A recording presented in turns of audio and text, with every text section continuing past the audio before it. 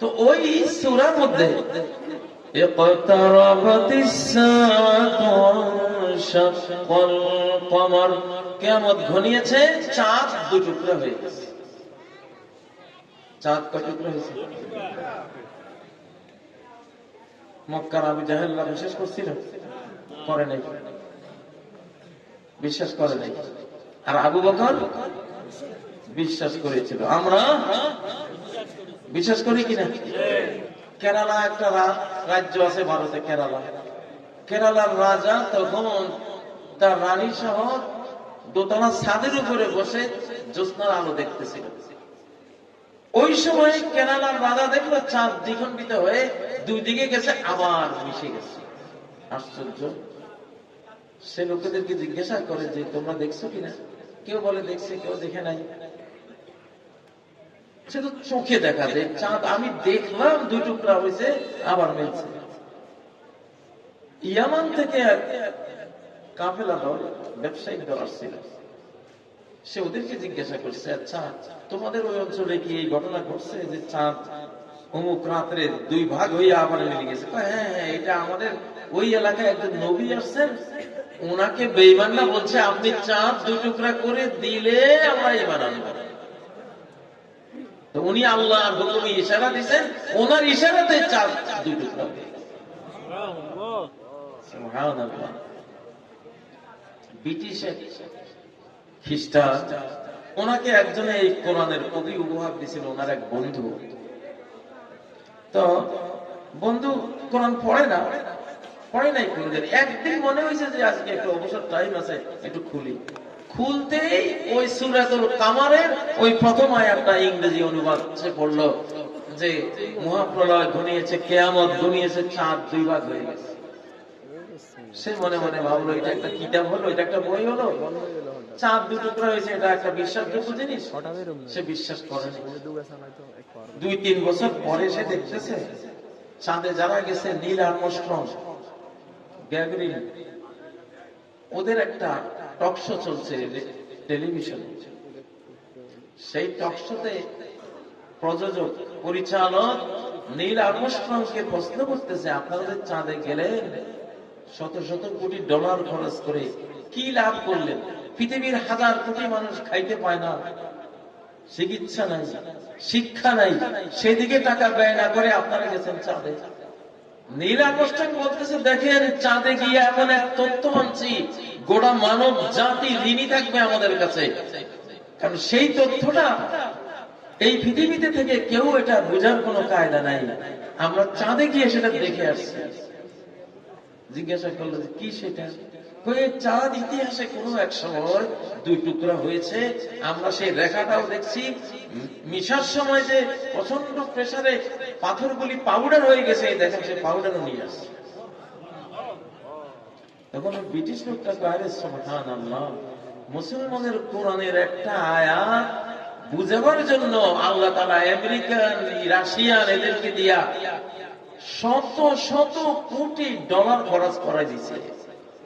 ওরা জানে না যে আমরা আসলে জানিয়েছি কোরআনের তাফসীর, একটা আয়াতের ব্যাখ্যা বিশ্ববাসীকে জানাবার জন্য। সুবহানাল্লাহ। তাহলে মুসলমান মানে কি? কোরআনে যা আছে বিনা গবেষণায়, বিনা চিন্তায় সে বলবে আমি বিশ্বাস করলাম, আমি বিশ্বাস করলাম। ও ভাইরা, এজন্য আল্লাহ বলেন উদখুলু ফিস সিলমি কাফা, ইসলামে আসো, কমপ্লিটলি আসো, পরিপূর্ণভাবে আসো। পরিপূর্ণভাবে না আসলে বিপদে পড়বে, পরিপূর্ণভাবে আসো। ও ভাইরা, একজন মুসলিম সে তার ড্রেস কোড আছে কিনা, পোশাকের একটা নিয়ম আছে। কি নিয়ম? পুরুষ হলে টাকনুর উপরে, নারী হলে টাকনুর নিচে, এক বিগত এক হাতে ঝুলাইতে পারে। কিন্তু পুরুষ যদি টাকনুর নিচে নেয়, মাস ফালা মিনাল কাবাইনি ফিন্নার, টাকনুর নিচে যদি পুরুষের পোশাক যায়, সেটা জাহান্নামের আগুনে জ্বলবে। জাহান্নামের আগুনে জ্বলবে। এখন আপনি হয়তো ভাবতেছেন এর মধ্যে কি আছে যে টাকুর নিচে কাপড় গেল আর আমি জাহান্নামে যাব। ভাই এটার কারণ কি, বিজ্ঞান কি, আল্লাহ কি না জেনে বলছেন? অবশ্যই বাংলাদেশে বিল ক্লিন্টন সাহেব সফরে আসছিলেন। বিল ক্লিন্টন, ওনার প্যান্টটা টাকনুর উপরে ছিল। আমাদের বাংলাদেশে আমরা তো ওদেরকে দেখি প্যান্ট বানাই, ঠিক না? শার্ট প্যান্ট তো ইংরেজরা যখন বাংলাদেশ দখল করছে তাদের ড্রেস ছিল শার্ট আর প্যান্ট। এটা হলো কুলি মজুরের পোশাক। শার্ট প্যান্ট আসলে কিসের পোশাক? কুলি মজুর। কারণ ইন্ডাস্ট্রি আবিষ্কার হওয়ার পরে এরকম ডোলা ডালা জিনিস, লুঙ্গি, এইসব ডোলা ড্রেস নিয়ে অনেকে ইন্ডাস্ট্রি গিয়ে মারা গেছে, কাপড় পেঁচাইয়া মারা গেছে। মারা যাওয়ার পরে লেবাররা বুদ্ধি বাই করছে এমন ড্রেস বানাবো এটা যাতে কারখানার মধ্যে না পেঁচায়। কারণ আমার যে ঢোলা এটা নিয়ে যদি আমি কারখানায় যাই তো কারখানায় করবো, হুজুর পাইছি আপনি, ঠিক না? ঠিক। আসলে শার্ট প্যান্ট আমরা তো মনে করি বড় লোকের পোশাক, আসলে এটা হলো কুলি মজুরের পোশাক। কার?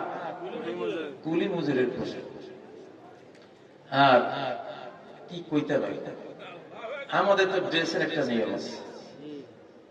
আমাদের ড্রেস হবে এমন যে ড্রেসটা আমাদের যেই লজ্জা অঙ্গটা আছে নাভি থেকে হাঁটু পর্যন্ত পুরুষের, এটা চামড়াও দেখাবে না, অবয়বও দেখাবে না। আর নারীদের তো গোটা বডিটা ঢাকতে হবে। সৃষ্টিকর্তা তাদেরকে ঢেকেছেন, পুরাটাই ঢেকে রেখেছে। সুবহানাল্লাহ। এখন এটা তো বৈজ্ঞানিক জিনিস, সর্বতোভাবে প্রমাণ করতে পারবো যে এটাই নারীর জন্য উপযোগী, ঠিক না? হ্যাঁ, আপনারা ওষুধের দোকানের ওষুধ কিনলে দেখবেন ওষুধের গায়ে লেখা আলো থেকে দূরে রাখুন, আলো থেকে দূরে রাখুন, ছায়ায় রাখুন। অনেক ওষুধের গায়ে এটা লেখা থাকে কিনা? লেখা থাকে। কেন? এটা এক ধরনের রসায়ন দিয়ে তৈরি। এটা খোলা আলো বাতাসে বেশি থাকলে এটার গুণ বৈশিষ্ট্য সব ধ্বংস হয়ে যাবে। আল্লাহ তাআলা পুরুষকে বানাইছেন একরকম, নারীকে বানাইছেন আরেক।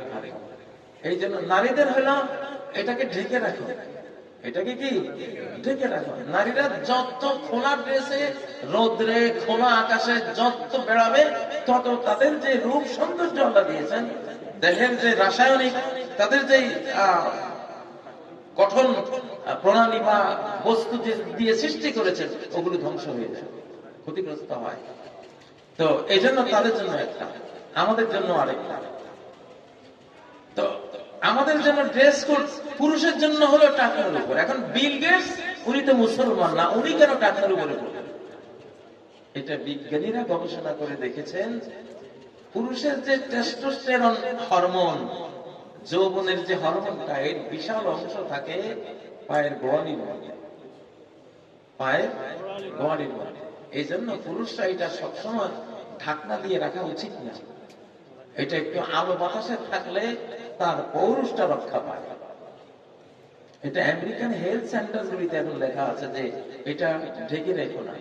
এই জন্যই জ্ঞানী খ্রিস্টানরাও টাকনের উপরে পোশাক পরে। আর আমাদের বাংলাদেশে কারা পরে? যারা নামাজ পড়ে, তাই না? যারা জাহান্নামকে ভয় পায় তারা টাকনের উপরে পড়ে। কিন্তু এটা সুন্নত, এটা বিজ্ঞান। নবীজির সামনে এক সাহাবী টাকনুর নিচে কাপড় নিয়ে নামাজ পড়েছেন। উনি বললেন ওযুও করো আবার নামাজও পড়ো। তোমার ওযুও গেছে, তোমার ধর্মীয় অনুশাসন। আমি Muslim, this is my culture, this is my dress code. নাকি এটা আমার সংস্কৃতি। আমাদের একজন সৈনিক জাতিসংঘ শান্তি মিশনে চাকরি করতে গেলেন, জাতিসংঘের মহিলা কর্মকর্তা হাত বাড়িয়ে দিয়েছে হ্যান্ডশেক করবে, উনি হাত গুটিয়ে নিয়েছেন, বাপের বেটা হাত গুটিয়ে নিয়েছেন, বলেন দিস ইজ মাই কালচার।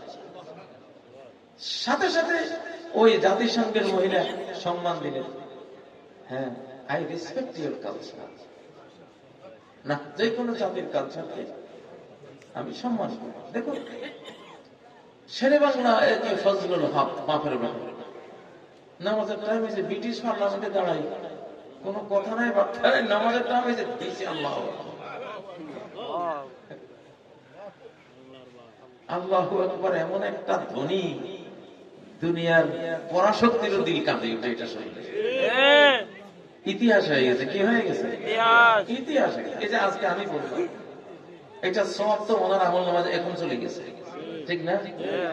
যে আমরা তাকে আল্লাহর কাছে তুলে ধরছি যে কত বড় ইমানদের মধ্যে মুমিন ছিল, মুসলমান, ঠিক না? নামাজের টাইম দিছে আল্লাহু আকবার।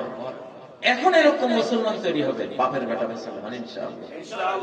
এই যে পোলাপান এগুলি ফুটবল মাঠে দিছে তাকবীর, দাও না তাকবীর, নারায়ে তাকবীর,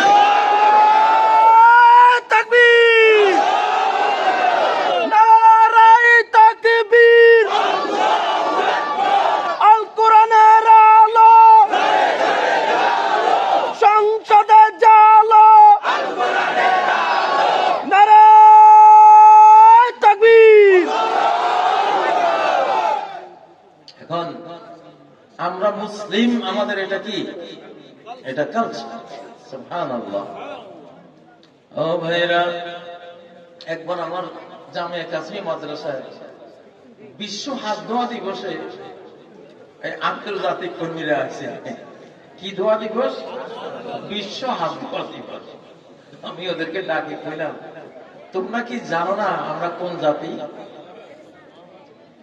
ও মিয়া, আমরা শুধু অজুর মধ্যেই 5 ওয়াক্ত নামাজের অজুর মধ্যেই 29 বার হাত ধুই, শুধু ফরজের জন্য। আর নফল পড়লে তো আরো 29 যোগ করো। আবার খাবার আগে, খাবার পরে আবার 2 বার দুই, ঠিক না? আবার টয়লেটে গেলে সেখান থেকে আবার বের হয়ে আবার 2, ঠিক না? আর তুমি এসে আমাদের হাত ধোয়া শিখাইতে। সুবহানাল্লাহ। এক এক ওযুতেই তো আমাদের মানে আমি হিসাব করছি, যতবার ওযু করি আমরা 128 বার ডেইলি প্রায় হাত ধোয়া হয় আমাদের। আমাদের কি শিখাইবা? হাত ধোয়া শিখাইবে।